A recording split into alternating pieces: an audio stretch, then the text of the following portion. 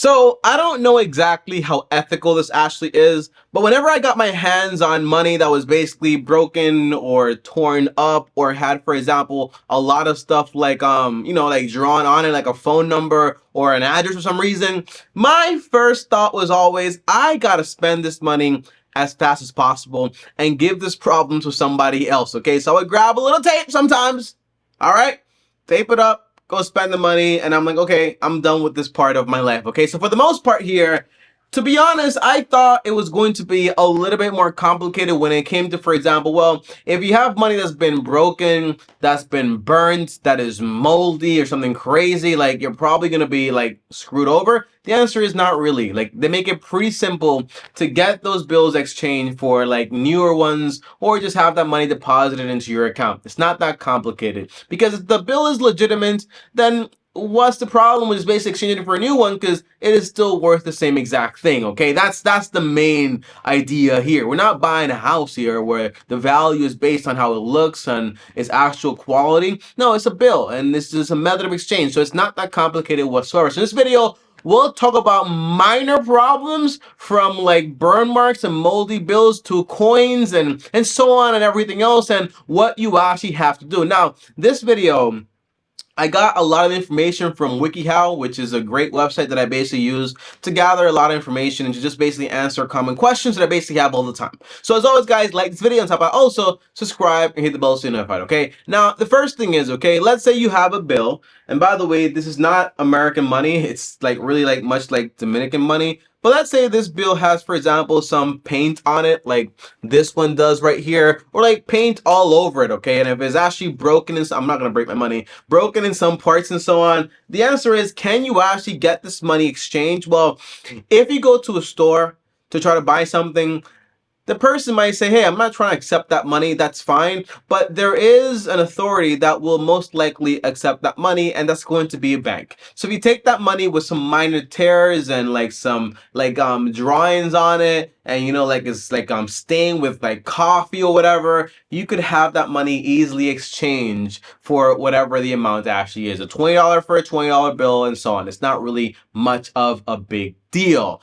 And you know, one thing I will say is that depending on the teller you actually get, they might try to make a problem. But for the most part, if you go and you say, hey, I'm trying to deposit this money into my account, like they really wouldn't really bat an eye. If you're trying to say, I want to exchange this money, then the conversation is a lot more different. Okay, so whenever, if ever, I have to do this, I would just be like, yeah, I want to deposit this money into my account. And then the conversation is like, okay, he's trying to deposit the money. It's no big deal. And I just like to make things the least amount of questions possible. This way you don't have to be like, oh, what happened to the bill?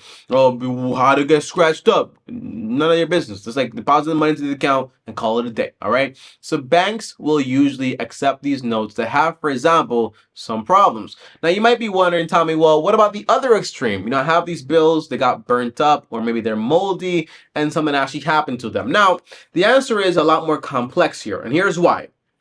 Not complex, or it's torn up like in half or whatever. What happens then, right? The answer is complex but kind of simple. Complex, for example, you hear a lot of stories about people that made money illegally, you know, like Colombia and like a lot of rappers, and they say, well, I buried money and it was moldy and then I lost it all, okay? And I put money in a bucket and I buried it, and all of a sudden the money was, you know, got moldy and the rats ate it or whatever. I couldn't get my money back.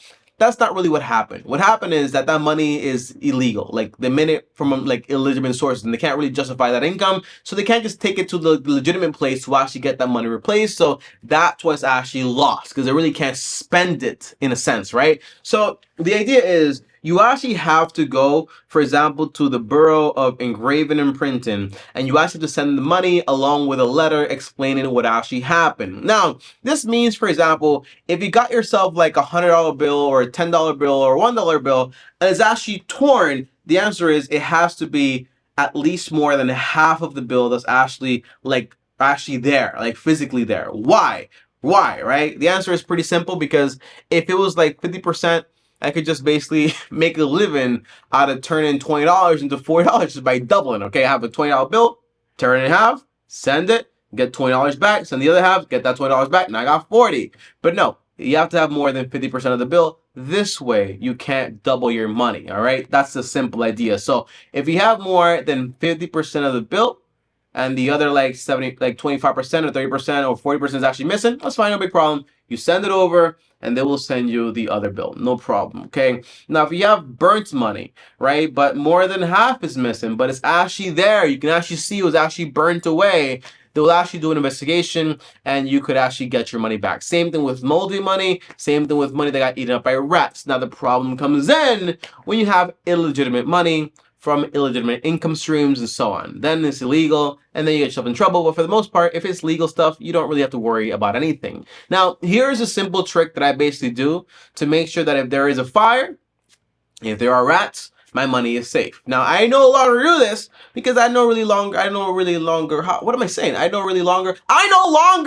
no longer have like a lot of money in cash anymore. Most of my money is just like invested and in the bank and so on, like just boring stuff, all right? But when I did have money in cash that I had to have in cash for like transactions, well, the answer was I bought this like, it's like a little vest thing and it's actually on Amazon. It's like an envelope type thing, and it's actually like fireproof envelopes. Okay, you can actually search it up on Amazon and find it, and you put your money in there, and there's no rats that can eat through that thing. I'm not guaranteeing anything, okay? And when it actually like if there's a fire, it's fire resistant, so you don't actually have to worry about your money either. I use that to put my passport, to put like important paperwork. I still have that, by the way, for like my passport and my social security and like that important paperwork. So if there is a fire, then at least that stuff is kind of safe, you know, because if you have a crazy raging fire, I'm not sure how long it'll last, okay? But that's kind of like a good way to do it. Now, number 3, Tommy, what if I have these coins, right? And these coins that I have,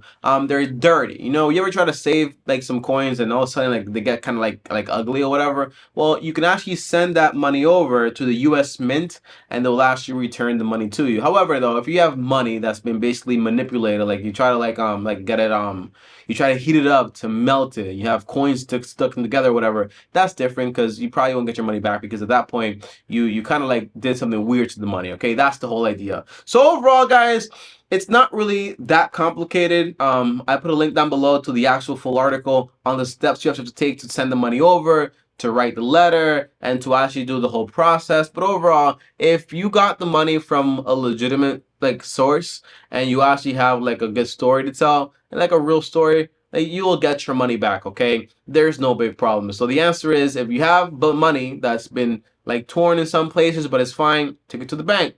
If you have money with extreme damage, like torn and you don't even know what the other half is or whatever, you have to send it over to the bureau, okay? And if you have coins, to the mint. It's that simple. It's not that complicated, okay? Again, these are like non-exchangeable tokens or whatever, like NFTs in a sense, right? But overall, it's money. You're able to use it for whatever you want to use it for. It's still worth what it's worth, and even if it's broken or torn or stained, it's still money, and you should be able to actually get that money back from the right sources. As always, guys, thanks for watching. Like, subscribe, hit the bell to be notified. And if you ever wondered why those people that did bad stuff couldn't get their money back, it's because they couldn't justify the money. And if they sent it over, it would just basically most likely just be taken from them, all right? And they'll probably go to jail. That's the idea. Thanks for watching. Like, peace, here, video, face, and as always, long-term team out.